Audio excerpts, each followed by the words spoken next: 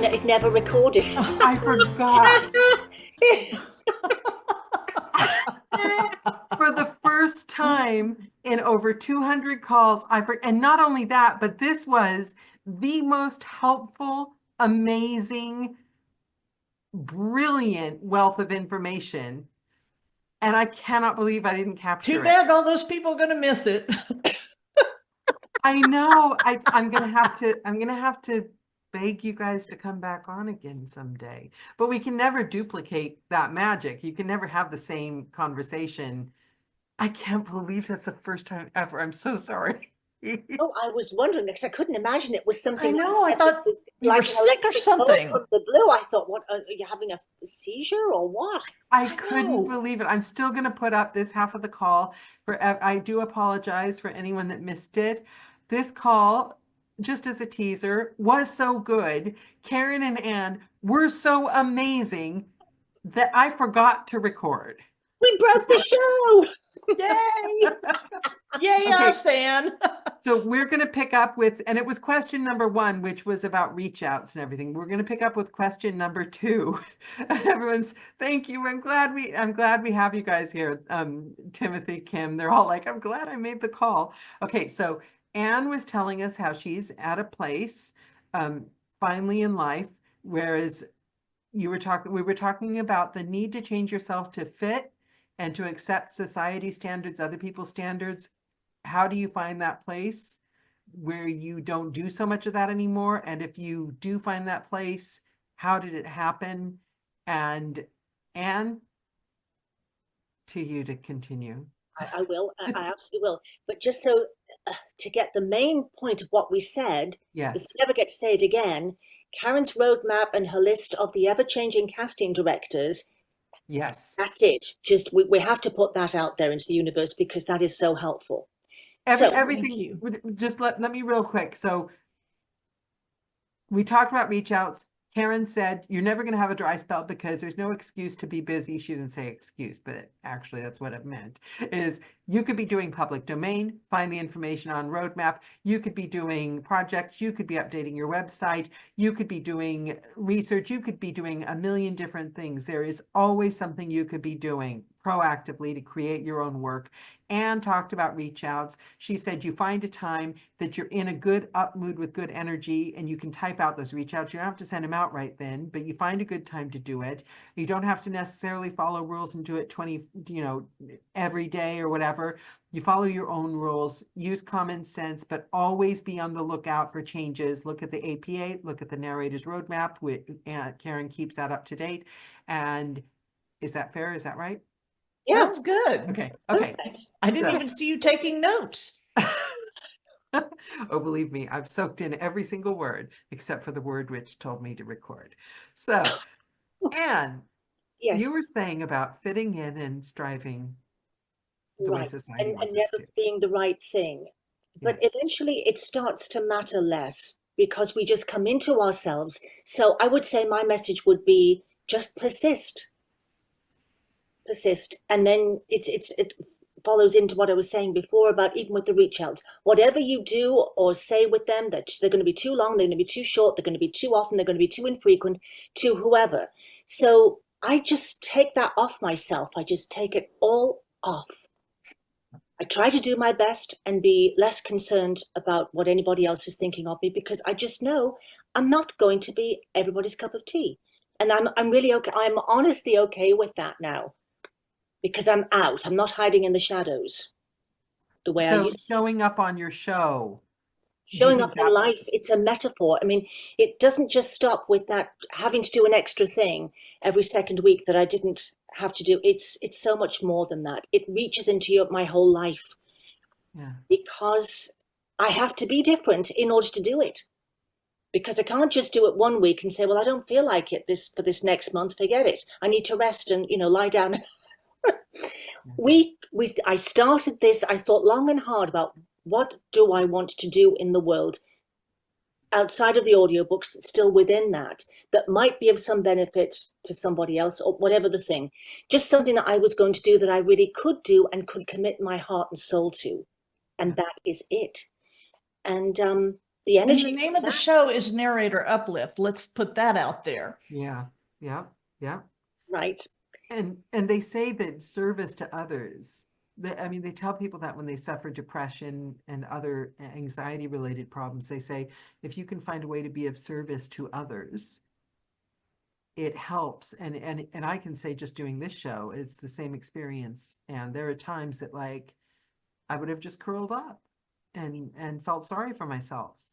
But I had to show up on the show because I promised somebody I would be there.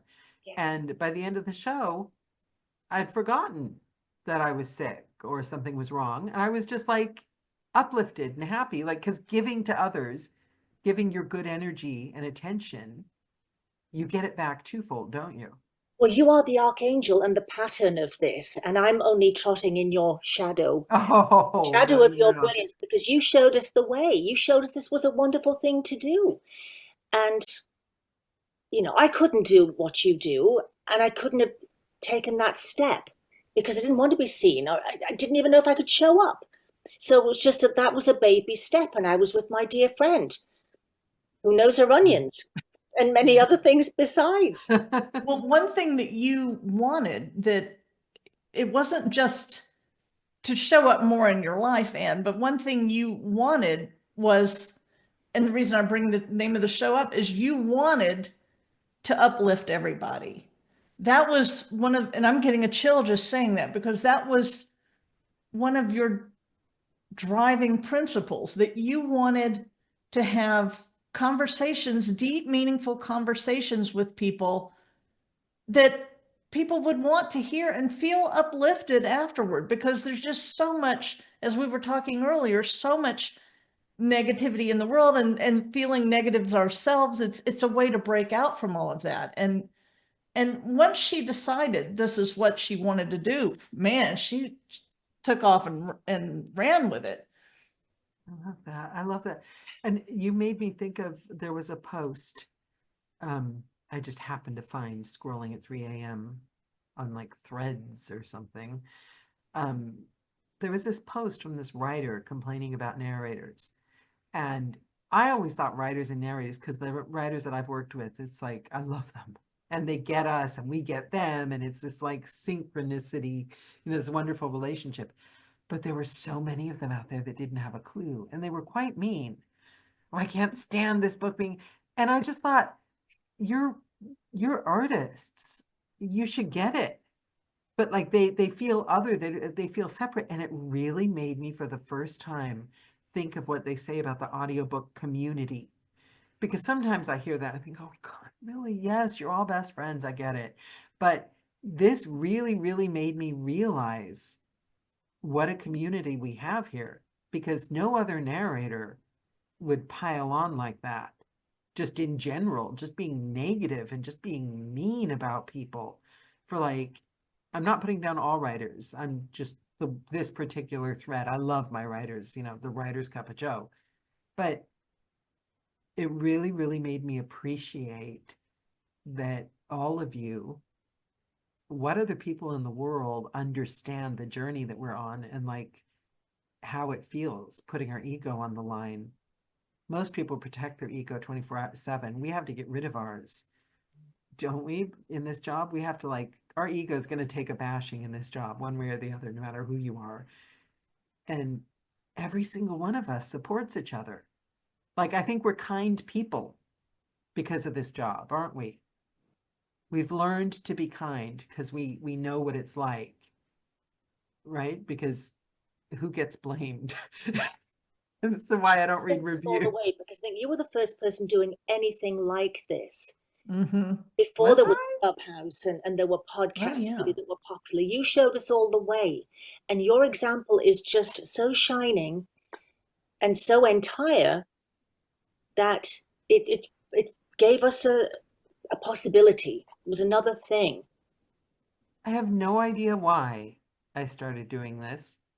I'm so glad you did, Daniela. Like, no idea. I bet you otherwise. Well, because Gina Rogers does the Just Keep Dancing, and I thought that was so cool. I thought that was so cool. And we'd already done a few of these interviews, and I thought that was so cool. And it was like my chance to do that, even though I could never dance if my life depended on it, but I can talk.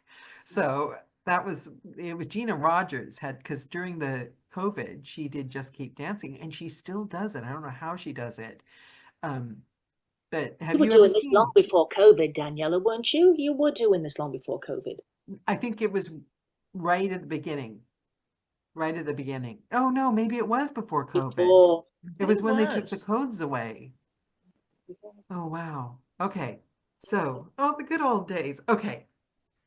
Thank you so much. I love this. Now, Karen, I haven't forgotten you with this question. What was the question? She thought she dodged it. Society's expectations, Oh fitting yeah, in, all that. Well, striving, fixing yourself. Where do you stand on all that? And how did you get there? yeah. Well, so having had weight issues most of my life, I've felt that very much from the world.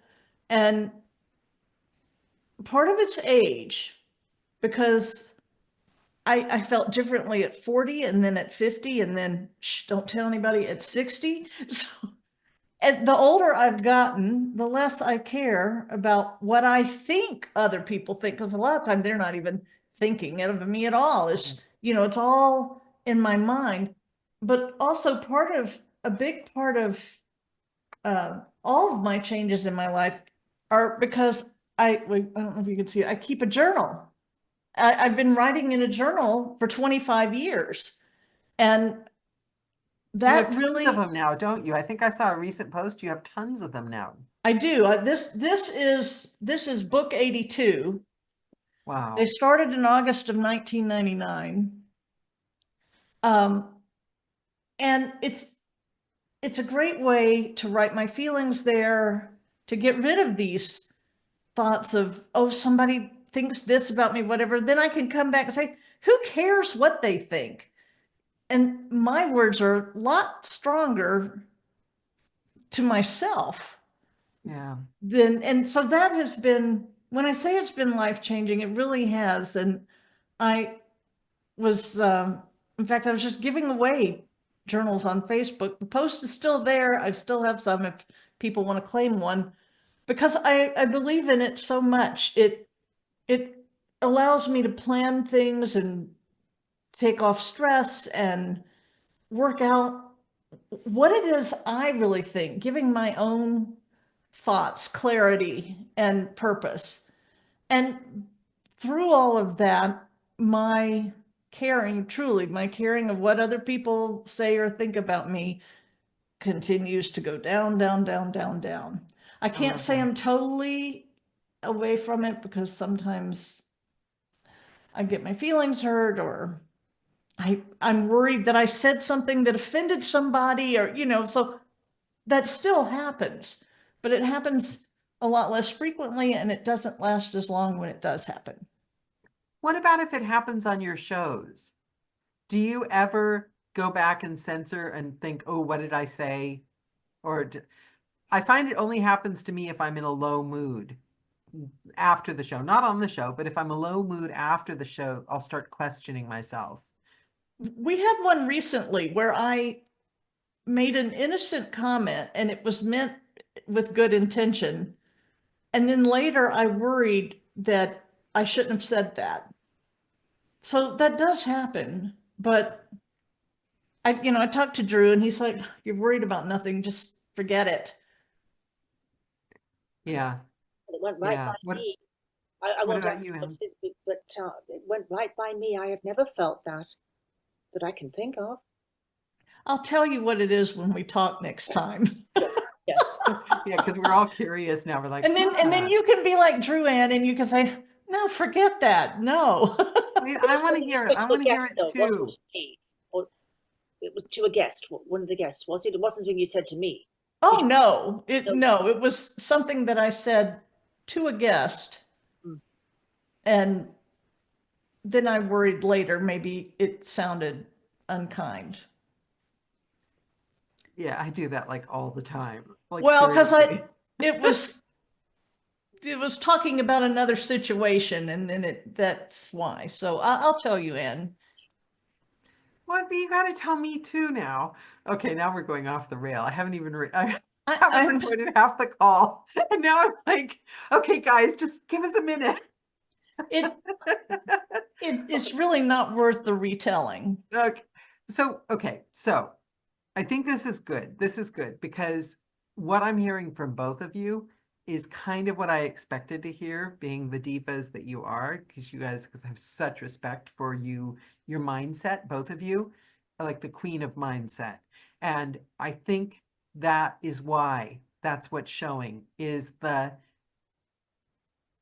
you worked hard on reclaiming yourselves, is what I'm hearing. And you continue to work on it because it's human nature and it's an ongoing thing, like your whole life, just finding ways to touch base with yourself, right? Am I And when you hearing that right? realize you've lived longer than you're going to live, you just kind of really, what else matters? Yeah, Life yeah, is so precious.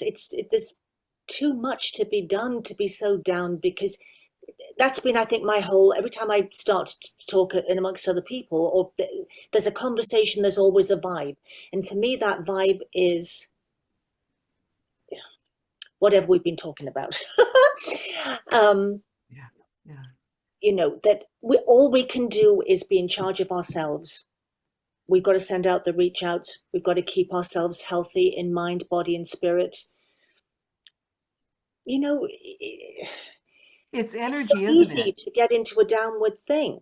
It's the energy. It's the energy you bring into the room. It's the energy. And I think the showing up on the calls forces us to generate that energy. And I'm starting to, when I go in the booth, I'm starting to all the other stuff. I've worked so long, keep things out of the booth, keep this in the booth, learn to, own the script and everything.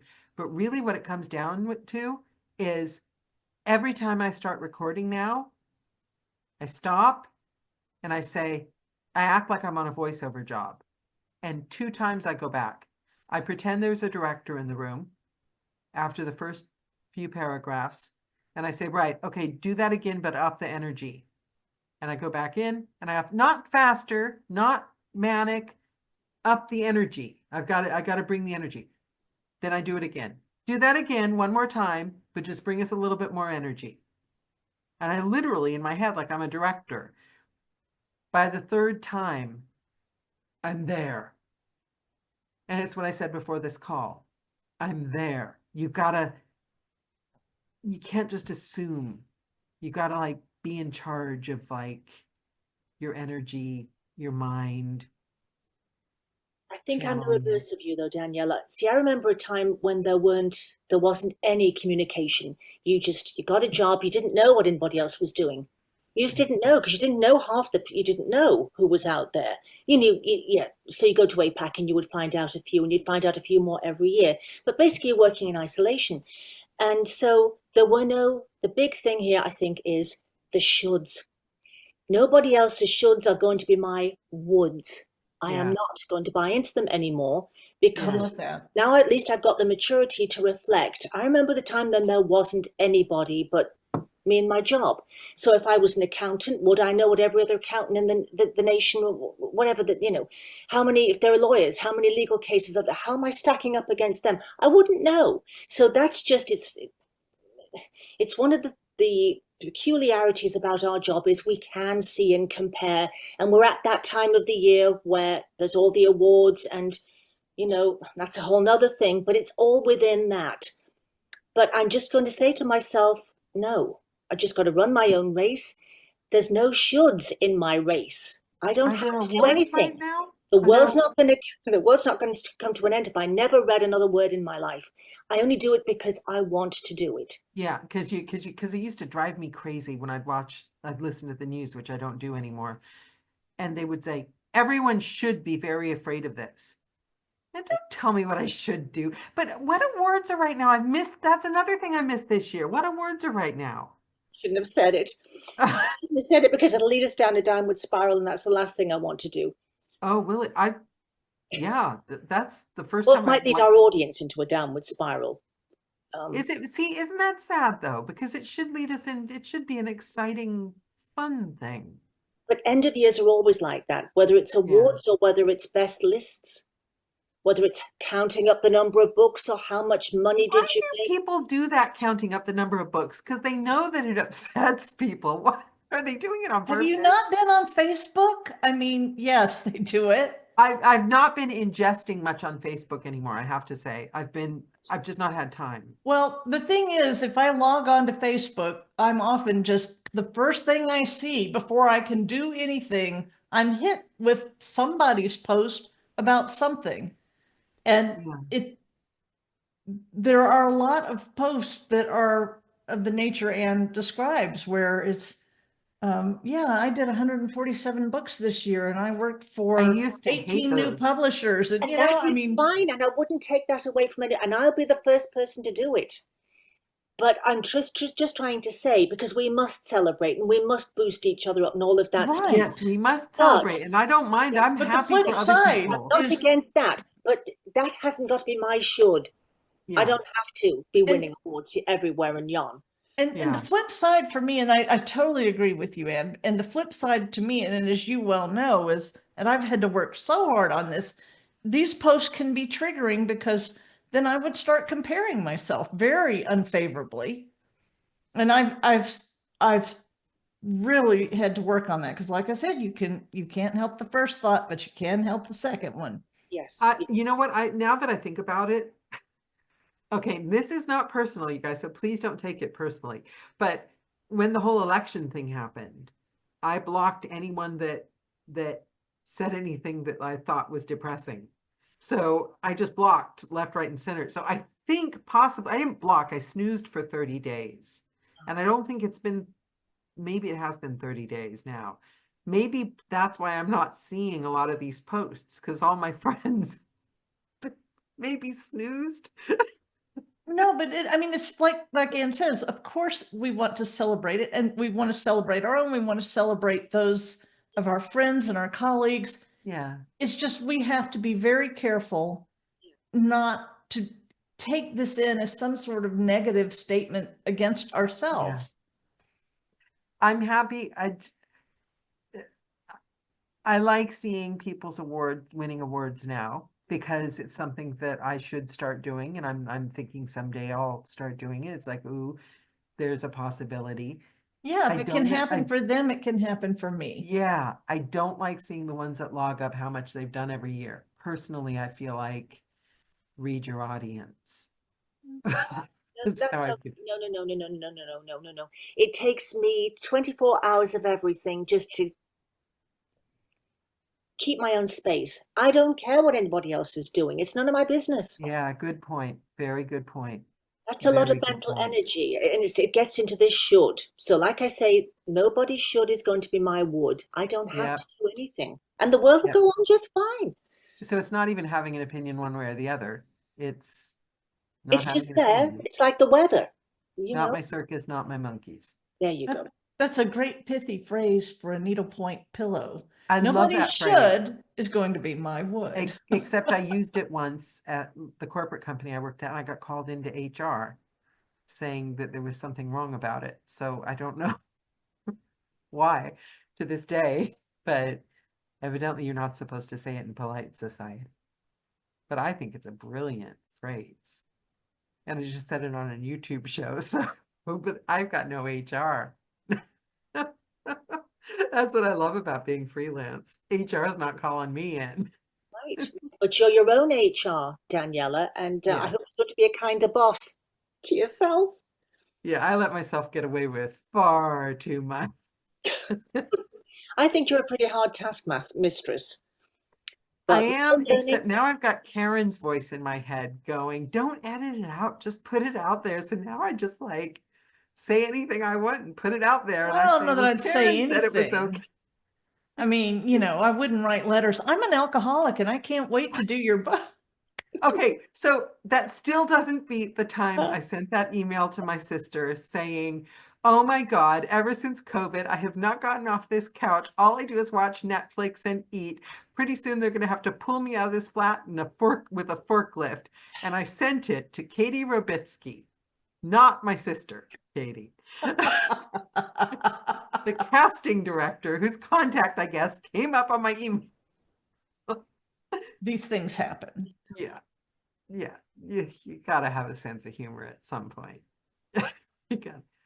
So guys, I'm gutted that I didn't record the beginning of this call, and I do apologize to everyone that will be joining halfway through, because you really missed some heavy hitting wisdom from Anne and Karen there. I am going to work full time this year to like beg them to maybe come back next year if I'm still around doing these, because I feel like I could conquer the world and this career. And I think that no matter how good we get, and no matter how hard we work, and no matter how much we improve or do what we want to do, sometimes it's nice to have a conversation like this and pull ourselves out.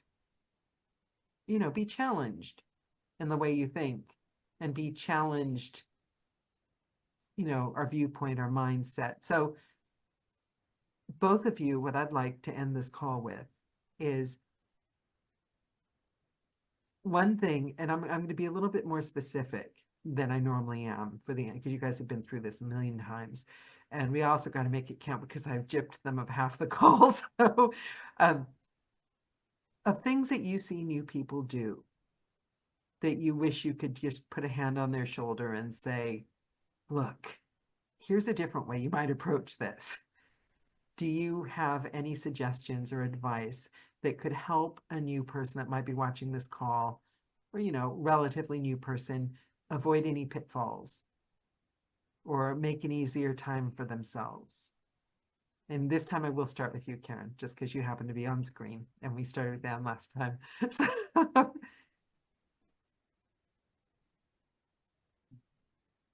At the moment, I'm drawing a blank. Obviously, I would tell them to go to Narrators Roadmap, because it's not just my advice. The whole homepage of the site is about getting started in this job and working. And so there's articles, books, videos. If they don't look at anything else, the whole homepage is really aimed at new people.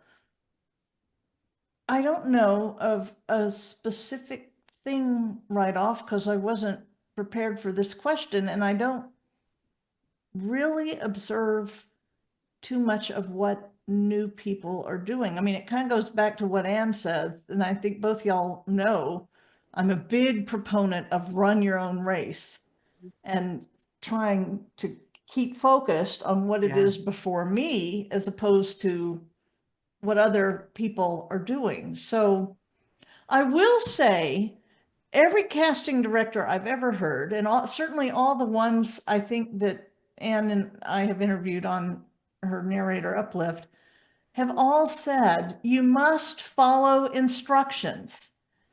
And I have to say, I see people not following what I think are simple instructions. And I just don't get it. I mean, so I guess that would be the thing. If somebody gives you even just a simple instruction, and even if it's not a casting person, just in general, if somebody wants something a certain way, do that. Don't go off the cuff. For instance, I will tell people, send me email, because I try to ignore Facebook as much as possible.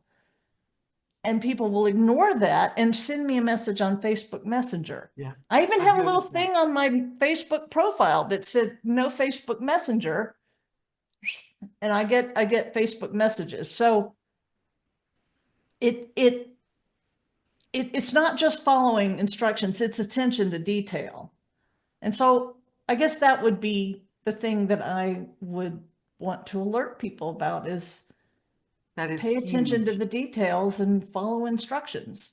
And because it also, it immediately gives an impression. If you've not, you know, that in school, I don't know if you had this, but we had this. They gave us a test and you had to fill in the top part of the test. I was like very young, right? And then when you get to the bottom, and it said, read all the questions first, right? And then it was like a list of things to fill in. And then at the bottom, it said, don't fill in numbers 4, 5, 6, and 8.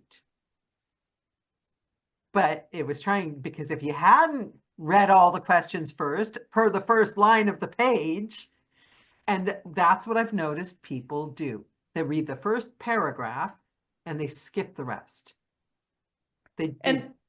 And going back to the previous question about regretting things on a call, I'm pretty sure what I just said is going to be a cause for me to regret later tonight, that maybe people will think that I was saying something about somebody personally, or, No, nobody will, because so many people do it. So many people do it. And it boggles my mind. I think people don't pay enough attention. I don't know if it's eagerness or enthusiasm, or people who just aren't very good at details and they feel they already, it's not, you weren't being mean. You're not saying anything bad about anybody, but it is a tendency that in this digital age where everything's fast and people just consume things on their phone and they read the first line as something, the last line is something, it's a tendency human beings have. And it is a massive skill this job requires, because if you're not going to read an entire 2 paragraphs of instructions for something, if you're not going to read 2 paragraphs, how can I trust you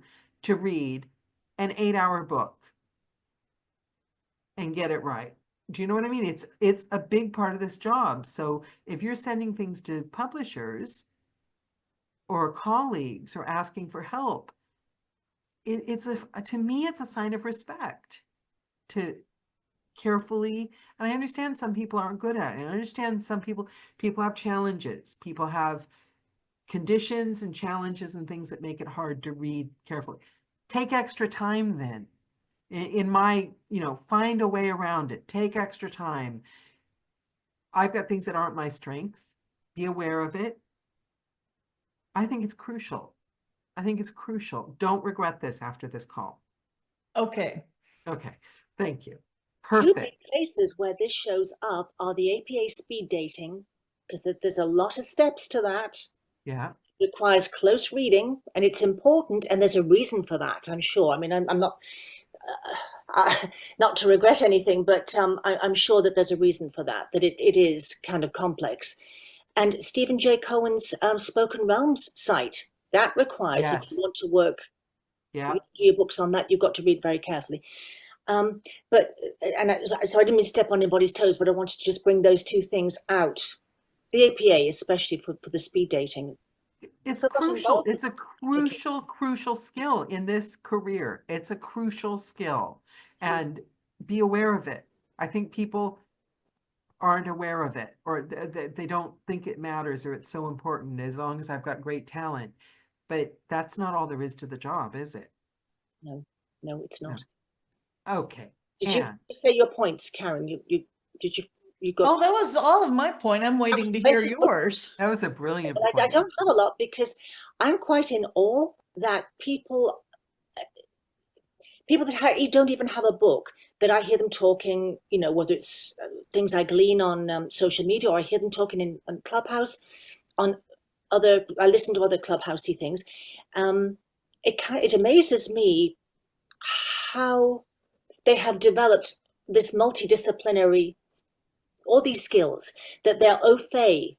Most of them that are there talking, they're au fait with all the social media element of it. They know about writing, they know the whole thing. And I put my mind back to where I started off, not knowing anything, and there wasn't anything really to know except read the book from pieces of paper, but it grew, and I grew with it. But it's almost like everybody's coming hatched fully out of the egg, and then all they're looking for is there other opportunities, and that's great. So it's just, I take my hat off to them that they are so well developed. But it's the marathon, not the sprint. So it's don't lose sight of your dream, is what I would say. Just don't lose sight of your dream, running the own race and not getting deflected. And we're going to have ups and we're going to have downs, personally and professionally, in good times, hard times, sickness and in health. But I wish I'd said that. That was so good. It was wonderful, but I do have a question. I'm curious, Anne. do you think that they're incredibly business savvy and incredibly good at the career side of it, but then not, you know how you said when you started it was read the papers on a, do you think they're getting enough feet in the booth time? You know, the guy that said 10,000 hours of anything you do to become good, that kind of thing. Do you think they're getting enough actual practice in reading the book, or do you think that they're experts at digital marketing? I'm not putting it down. I'm just curious. Experts at the career side of it. Are they still getting the training? Are they doing as much coaching? I think they're doing plenty of coaching. Yeah. Remember, people like me, we didn't have coaches. We just did it. So they're already ahead of the game because they're doing things properly. Whereas I was flying along by the seat of my pants. Okay, so you think that you think they're getting the practice in and in the booth and everything as well? I think they're getting training. Yeah. Yeah. But you Yeah. made a really good point in there. You and I've obviously heard you talk about this a lot. You have evolved as technology evolved, as because you started in studio totally, and then you started working at home, and then you're learning new technology. So I maybe speak a minute on that because that is critical to anyone's success, I think. The evolution of knowing what's going on. So it's being connected, and that's what I use social media for. I don't use it to beat myself up because I'm not a content creator, and I'm not, I don't put it on myself that I have to make so many posts, whatever. You're like a queen of social media. You always show up with these like positive, sunny responses to everything. I'm like, God, is she never in a bad mood? You're like always a positive force on social media. I have to say, you have perfected the times that you do say or do anything on social media. It is always a joy. I have to say. I don't know. And well, then I will probably be sitting up all night, pulling out my hair, thinking, did I say the wrong thing, or could that be misconstrued? So I don't do it too much because it's too minefield-y. But there are times when you want to congratulate the people or somebody's animal or whatever that No, you always show up with grace and say just the right thing. You do. And I Karen wish I always did, has Daniela. the I think answer. you do all that. You do all that. You guys, I don't ever take into account whether it's a minefield. I blurt out whatever happens to be on my mind at the moment. And like, maybe if I regret it a half hour later, I'll like change the privacy setting. But like, I'm sorry, I blurt everything out and like, Well, we're it's two amazing. entirely different people. I what used to be very private. I have to say I used to be because I'm not private anymore. I've lifted the curtain for, I'm like, what's it, the Wizard of Oz? There's not much behind the curtain, but what's behind the curtain is out there. Is that uncomfortable for you, or have you completely fine with it now? Like everything else, it's just funny. The older you get perspective. And I think everybody's life has chapters and certain notes. Chapter 1, beginning. There are subtitles for each of the things. And mine it's been, as Karen said, an evolution. So started out nurse to acting. It's been very slow, and one book a year to however many books a year. And I've never been particularly high volume per year, but I have been consistent. I keep fixed on my dream. Just keep moving forward. And I'm growing and I'm changing, and my dream kind of changes because I am not the person that started 20-something years ago. I'm not, and that's a good thing. You changed the first time we ever talked, and I said something about the number of books I had, and you changed my perspective completely that day. And from that day on, I've never ever paid attention. It's a good thing because I've been doing it now so many years that like my books are falling off left, right, and center. So like my number never changes. I've been like, so I just say 250 plus, and I've left it there for like 2 years. I seem to be recording all the time, and the number just doesn't change. Because some go away, some come back. Who cares? Nobody else is ever going to look at us and go, how many books exactly does she have? What about my pseudonym? What about the book that didn't go on Audible? What about the book that went on Audible in another country? You can't control it. I'm going to be in 2052, 250 plus books. And thanks to you, you made me see sense, because I used to drive myself crazy trying to get a certain number every year. That's right. So I don't know what the point I was trying to make now. Oh, sorry. No, because that's good, because I remember actually saying that, and it was like a light bulb went off, and I let you out of jail. Yeah, you did. You let me out of jail. It was literally that easy. So you see people up and coming, and Karen had asked you about the trajectory because you went from studio, you followed a specific path, you've done it all. You went from studio to your own booth. Right. This all fits in with my personality. I am a seeker, and I am never an arriver. So, and a lifelong learner and all those things. And even though I wasn't, because say I started in 96, I didn't learn to record until 2015.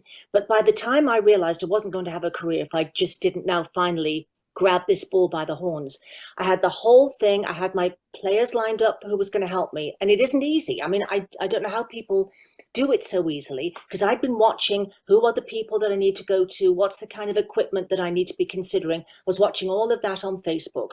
That's the value of social media to me: community and information. And so I don't leap into things, but then what might take me years to arrive to, when I make the decision, it's all guns firing. It usually isn't that I think, oh no, that was a bad idea, it's difficult, I'm not going to do it.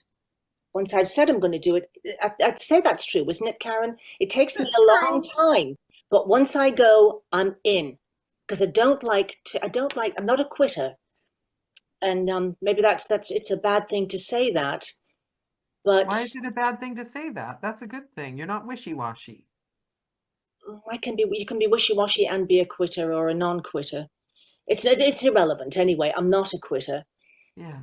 I take that as a personal kind of a badge of honor that I will not quit, and it's to my detriment. It's actually a weakness, because there were career points and things I did before all of this that I shouldn't have. But it turned out it was a good thing. It's good knowledge that I've got now that I would not be separated from, because I didn't quit. So yeah. So as we're growing, and I try not to put too much onto myself as well. I don't have the capacities of Karen or you. Don't. I think I know my limits. I think I know myself pretty well. And so I try not to take on more than I think that I can manage, and manage well, or at least adequately. You know what I mean? So it's just all been very slow, and I think just if we're watching and we're keeping informed, that's about as that does me. But it's also taking action on the information that you get. It's because, like you said, you realized if you only went in the studio, the job would end. It would. And then you started learning to record at home, and then all the things on social media. And just like we mentioned at the top of the show that isn't on the recording, when you were talking about your CRM, this is something that, I mean, it's a new thing, relatively new, to use an actual software package for that. So you keep evolving, you keep using whatever technology is available to you, because, and this is a topic that comes up often on Narrator Uplift, because things are going to change, and you can either roll with it and go with the flow, or you can dig your heels in. But if you dig your heels in, then you're going to get left in the dust. And so you've been very proactive in that regard. It may take you a while to decide that's what you want to do, and there's nothing wrong with that. But like you say, once you have gathered the information and you decide this is it, you're off. You're off to the races. Right. And in full disclosure, with the CRM thing, I did not go with that and set it all up myself. I'd heard about VO for VA, very good, and hired somebody and they set it up for me and then showed me how to use it. And so now the way I'm using, I'm sure I'm not using one iota of the capacity of it, but I can see a name. I can see when I emailed them. And I just say to myself, I don't have it tickling me. It's 3 months. You better do it again. I just look at the thing, look at the list. It's either set up with first names first, alphabetical, whatever the way. It does me. That's a smart way to do it, though. I use Pro Tools. I mean, are you kidding? I don't even scratch the surface of what Pro Tools could do, but I have made myself an expert at what I need to know. We all do that with our mastering. Those of us that know how to master, we make ourselves an expert. I know all the programs I need to know to get a fully mastered book through. But you're going to start asking me about why I'm doing certain things. I mean, I only know the level I need to know to fix problems and use it, but I'm not Jennifer Blom. I mean, do you know what I mean? If there's a real problem, I go to Jennifer. Right, but you're doing a heck of a lot of stuff, and the list keeps growing. Is the point, Daniela? Yeah. Every day there's a new social media platform, and even it takes energy to decide you don't want to get on there. You have to have the debate with yourself. Blue sky, am I going to go to blue? Am I not? Every day is a new thing, and so I've started to embrace that. And I have Karen, my dear friend Karen, is largely too responsible. I keep telling you that. Thank you for the comment and the compliment. I appreciate that. But as I keep saying, you're the one doing the work. No, but you helped me with the mindset, because there were certain things that I would have just maybe given up on a lot sooner if it hadn't been for you. Yeah, well, you said given up on a lot sooner, but actually you didn't give up. That's the thing, because you've kept going, and you're the one doing the work. Yes, but it's very limited compared to your version of being an audiobook narrator. That's another thing, Daniela, that we all have a version of this. Yeah. Because the sky, how high is the sky? There are so many levels to this. Am I going to be the queen of Canva and the queen of podcasting and the queen of YouTube? And there's just no end to what we could be doing with this. But the thing is, I think you don't, and it's nice and it's great and it's part of who you are. I wouldn't want to change it, but I guarantee you don't see yourself the way we see you. And that's because the first call I had with you, it's funny because you give us all so much, credit and everything. And it's like, I got on a phone with you, and within 5 minutes of the call, I was like, seriously? Who is this? The amount that you've done, the work ethic you embrace, the career that you've had is astounding. Astounding. We wouldn't like you as much if you walked around saying, I am the big I am. Of course. I'm not, I'm a nobody. But that's the thing. You're persist, but way too humble. You're way too humble. And it's the same with Karen with that. Karen's always like, if we say how smart Karen is, she's like, oh, well, it's a Narrator's Roadmap. She doesn't mention that huge brain that has like every single bit of information in the entire world that she's somehow found time to research. Well, I agree with your point that we don't see ourselves the way other people see us. But the thing for me is I always had a vision of how I wanted my career to look. And when it started deviating from that vision, and Anne can tell you, it really caused problems for me, because I'm still like, but I want this. But this, what I want, see, this is the thing. What I want is showing up for me, but coming from a direction I didn't expect. Yeah. And so it caused a lot of angst of keep thinking, but I want that, when it doesn't look the way I wanted it to look. Damn it. Exactly. And so because it's not the way you wanted or expected, and this goes back to the earlier point that we tend not to appreciate it. We keep looking over here at what we think we want. Because I would tell Anne, I don't want to be on the narrator treadmill. I've said this for years. I didn't want to be somebody doing a book every week, because if I wanted to spend that much time on a job, I would have stayed with the IRS. You know, if I wanted to work 8 or 10 hours a day, that's what I would have done. And I'm not saying anything negative about people who do that, because we all do what we need to do. And you know, that's powerful for people to be able to fill their career that way. But that's not what I didn't want that. But at the same time, I wanted some of the accolades of that kind of thing. Like, I wanted the publishers to all be loving me and sending me jobs. And so when it didn't work out that way, then, you know, I started feeling like, am I blacklisted? Is there something wrong with me? And that's where we have to really be careful that we don't internalize these things that may seem negative, that we have to actually look around. And going back to Anne's point earlier of appreciating all that we do have and celebrating what we have and what we've accomplished, and being grateful for all those things, as opposed to thinking of what it is you think you want. Because y'all know, I used to listen to Wayne Dyer all the time, and he talked about, you could always be striving and never arriving. And I think, Anne, you quoted him a few minutes ago, that with that comment, that if you always, he would say, if you're always saying to the universe, gimme, gimme, gimme, then that's what's going to get mirrored back to you. And you're always going to feel that sense of lack. Yeah. Whereas if you show up saying, how can I serve? Then Which that goes gets back to mirrored what we back were to saying you. about the showing up That to gets calls and mirrored giving- back. yeah. And then you start feeling that support from the universe of, so I have what I want. It just doesn't look like I thought that it would. And it's so easy to not accept that or not be grateful for it, because you still have this tunnel vision of what it is you think you want.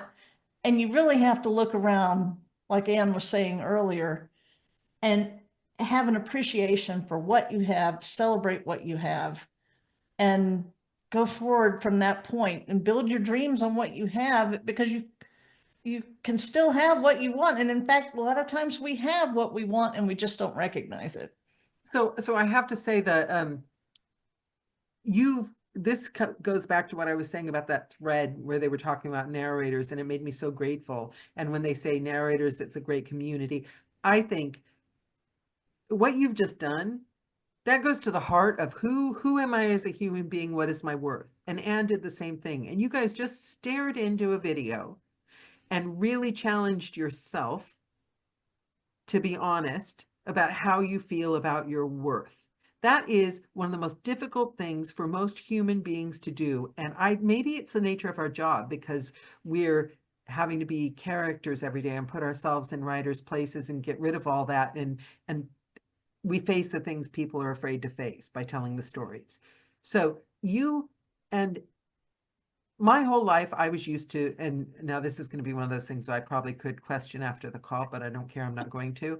I was always the smartest person in the room. Maybe I wasn't, but I was pretty sure I was. At most corporate jobs, I played to the advantage of, I hate this place anyway. I'm overqualified for whatever position I'm in. And these people think I'm stupid and they're idiots, right? That was probably why I didn't get along in the corporate world, right? But now that I'm in this job and I'm meeting people like Karen and Anne, and I can look at the audience, I can look at Kim and Tim, and I'm having conversations with these people who every single day show up and grow and question yourselves and speak it out loud to help other people. I'm like the girls in the Beatles audience where they're like crying because they're meeting their stars. I'm in awe. I have so much respect for you guys. And like I want to be like them when I grow up. Like that's the honor. That's, I think, the audiobook community, isn't it? is I respect the hell out of you guys. You show up every day and you question yourselves, and you're brave and you're honest, and you're doing it to help other people.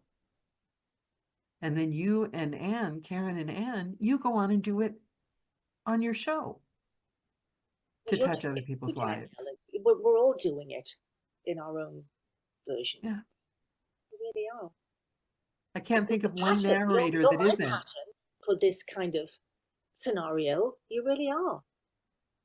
But can you, I could Yes. challenge you guys, I can't think of one narrator I know that isn't brave and showing up and helping each other. That's like, I mean, if we're going to make a list of things to be grateful for, that's like quite something. You know what I mean? Talk about the best job in the world. Publishers or no publishers, we got each other. We do. And COVID and so forth that helped us to connect even virtually. And many people have support buddies, or whatever the term is. And my buddy down there, Karen, when we kind of really got together as a more of a regular thing, my head was always, if I had a job, that was all that mattered. I would, I would begrudge the time it took to eat, or, Yeah. pretty much wash myself. Any part of life that wasn't reading that book, I was in a state Yeah, of I there were, brushed my teeth there were months today. we didn't speak because she was working so much. Yeah. yeah. And slowly, and so we would, and she'd always be trying to bring me back, bring me out, and I didn't want any of it. But slowly it seeped into me, into my soul, that yes, this is a good thing to do. And so the penny was dropping about it would be good to put your head up and smell the coffee and smell the roses and, see the sky and all the rest of it. I honestly didn't. I was like that, bent down. That makes you a better narrator, doesn't it? It makes me a better human Yeah. being, and that's Yeah. where the whole thing comes from, because the better human being we are, that we're more present to our books But instead don't of you phoning it think in. some of the workaholism was a scarcity mindset of I've got to get this done and I've got to get the next one because I've got to keep Yes. churning out the factory, got to keep making Treadmill, the like you product. said, treadmill. And you've expanded past that, and Confidence, isn't it, Karen? It is. A lot of it is confidence. A lot of it is just growing and maturity, and because we've been friends a long time. but it's also switching from a scarcity to an abundance outlook and feeling like, well, there is plenty of work. There are plenty of publishers and people I could work with, and so that motivated you further to, well, I'm just going to find some of them and start having new relationships and new ways of doing things. Yeah. Absolutely. And as we said earlier in the conversation, the fact that the publishing situation is so fluid, with people moving and new people coming in, and keeping on top of all of that with the help of Karen's roadmap and so forth, that's quite an occupation, just to keep on doing that. Yeah. And then you said kind of do it all at one time or whatever, Daniela, but no, just write your letter when you're up. Yeah, I was kind of kidding. I was kind of kidding. I am a bit of all joking aside, I still do push, and there's a thing called push and crash. And that is from people that have autoimmune diseases. And I learned that about myself in the last few years. The minute I do get any energy, I overcompensate, because you think you're only going to have it for a little while, so you need to use it.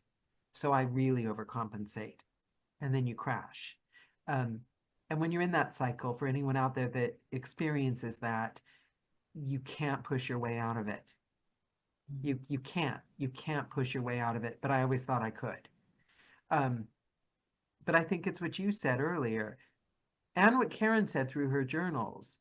It's getting to know yourself. Mm-hmm. It's befriending your current situation, accepting where you are now, and then being kind to yourself. Yeah.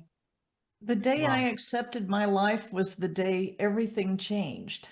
Yeah. And this actually happened when I was still working for the government.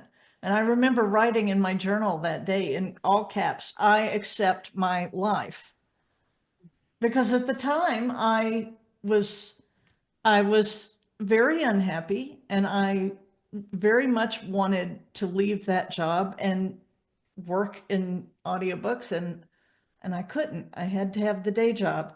But the day I said, and wrote it in big caps, I accept my life, everything changed, because then I could feel happy about that day job, and I could feel grateful for all the blessings that rolled with it. And there are still times when I feel like, oh, but I want this, but sometimes I still write that down. I accept my life. Writing it. Did I ever tell you that I wasn't that brave? I'd been wanting out of my job, but I was too terrified. There was nothing at the state. But after I fractured my pelvis and I couldn't walk, I wrote a resignation letter. That was like November.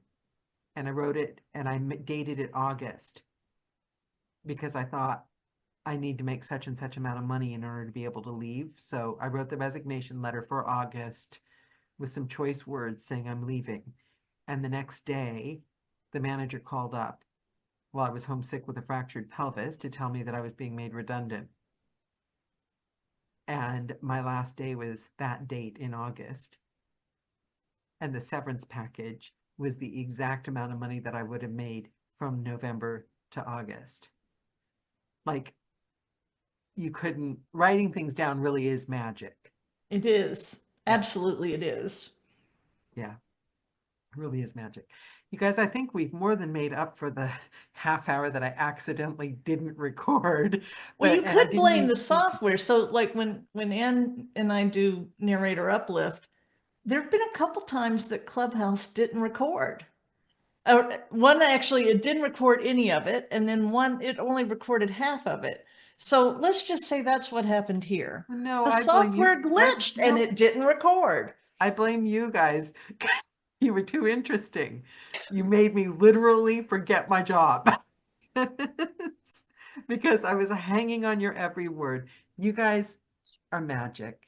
And I'm so honored that you came back on the show. You have seriously, I'm not sure. I think this is our last call until after the holidays. I'm not sure. I apologize in case there is somebody else. I haven't forgotten you. But you guys have made my Christmas. You've made my December. You are unbelievable. And thank you for coming back.